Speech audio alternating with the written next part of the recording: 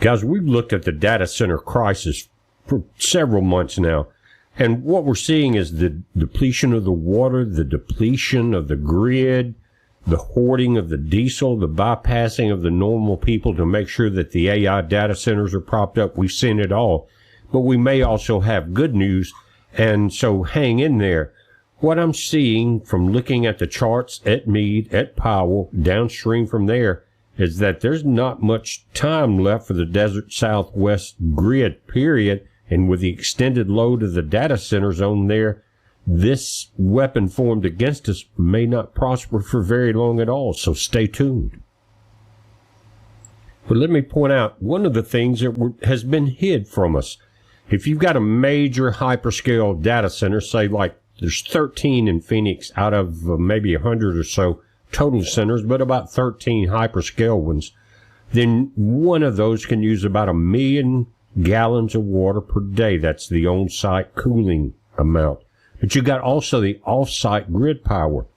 And what that is if you're using that much water at the data center to cool your chips, say 1 million, and we're talking about hot days in the summer, 1 million gallons, you guys realize that they are putting out 75% less of what they're actually using because the grid has to consume 75% more water than what they do to keep that particular center active. In other words, an off-site cooling center at 105 million gallons per day, and then you put that as the off-site grid power that supplies that cooling center at 7.9 million gallons per day. Guys, you're looking at 9 million gallons per day for one of the 13 major hyperscale units there.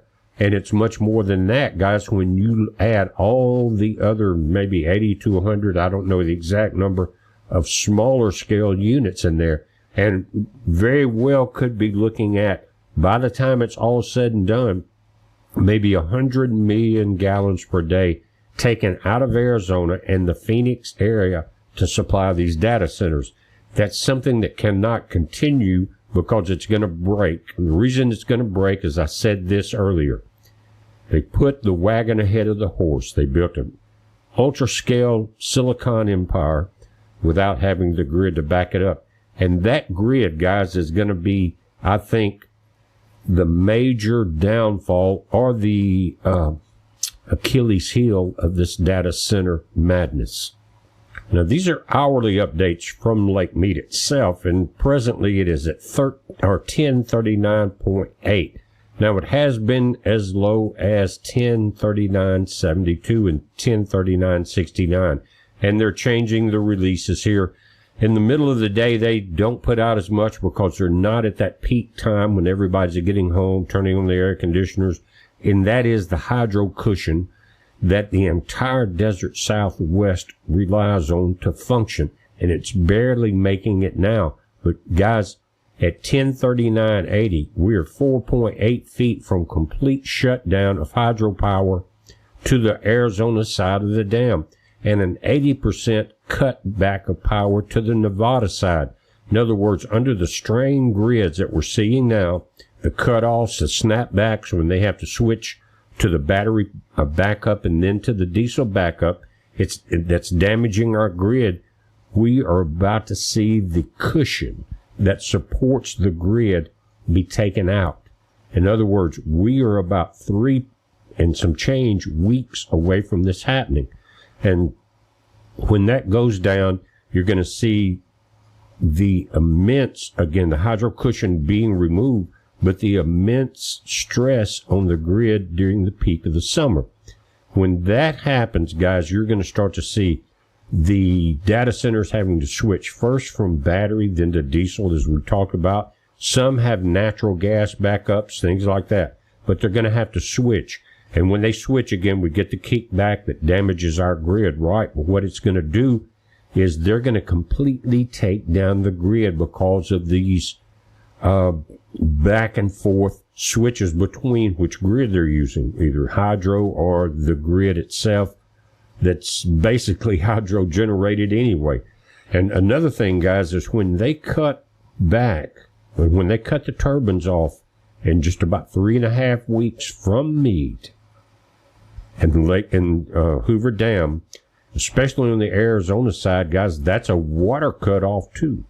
And so you're looking at how many millions of gallons a day a hyperscale data center uses, and the cutoff of power. Guys, you know you've got the CAP, that.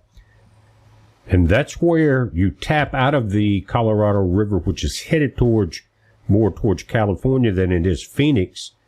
But they tap into it at CAP. And guys, you know that they have to pump that water about 3,000 feet from where they're tapping into the river to get it uphill to Phoenix in that area, about 3,000 feet in elevation.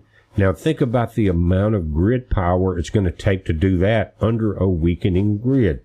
Now you're starting to see where we're going here, because they are doubling down on something that was not built strong enough to begin with.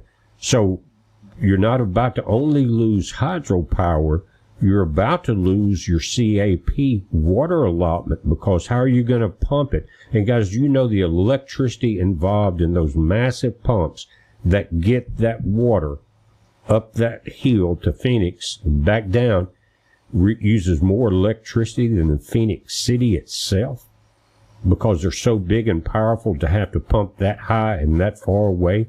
And so any disruption in the grids through that area will cut off the CAP. And it's not going to be good news for the humans that are there, but if it continues the way it is, it's going to be terrible news. In other words, if the data centers continue to deplete resources, bypass humans completely, like we're seeing in Indiana, with the diesel trucks not going to the truck stops, but going to the couple of data centers in Lake County, Indiana there, they're not going to go by any rules or laws that are preset in place, already checked. They were supposed to, under any kind of conditions like this, completely shut down industry. Didn't just mention data centers, but industry, to protect the human population. We just saw in Indiana that is not happening. And actually, all that's baked into a lot of contracts that we really don't see. Again, when they're telling you they're using 1 million gallons of water, when they're using almost 8 million gallons of water on one data center per day, you know we're not being told the truth. But they're depleting their own power source, so it's going to be suffering on both sides coming up very quickly. And you guys have, at least you're not tied into a data center that cannot move. So that will be on how you decide to handle the situation. But the nation itself, from the Virginia data center alley all the way to the desert Southwest, up through California, Canada, all of it is going to suffer the same demise. They have outpaced themselves, more standing in line now to get on the power grid, which they cannot do unless you've got the big money. They cannot get on it now until massive power grid systems are built. But they're still relying on the same source of electricity. And so it's their downfall, and it's approaching very fast. And again, there will be some sacrifices made, but it is the only way to save the human population. It may thin down. It always has during great floods or great turmoil periods of time and things like that. But in order to survive at all, this has to end. Exactly what you're looking at right there. And if I didn't think there was hope for it, I sure would not come in here and give you any hopium. But I can see to where, again, they have overbuilt. They cannot stand up under their own demands, and it will collapse their system. And when you ask, again, I mentioned this, why do we need so much AI? Why do we need so much data? The reply is always because the banking system has tied into it. All the commercial systems are tied into it. It's kind of like communism. You know, you set the trap, you make everything easy and free until it's not, until they have complete control. Do you see where this is going? That's exactly what the plan is. And by the grace of our Father in heaven, they outplan themselves. In other words, Frankenstein is going to kill the doctor here because of the lack of true engineering Money does not always make you smart, and they're about to learn that. I'm not going to drag it out any longer. I just wanted to come here and say there is a way out of the AI system. If we do not get out of that, there is no way out at all. It's a heads up, guys. Be safe.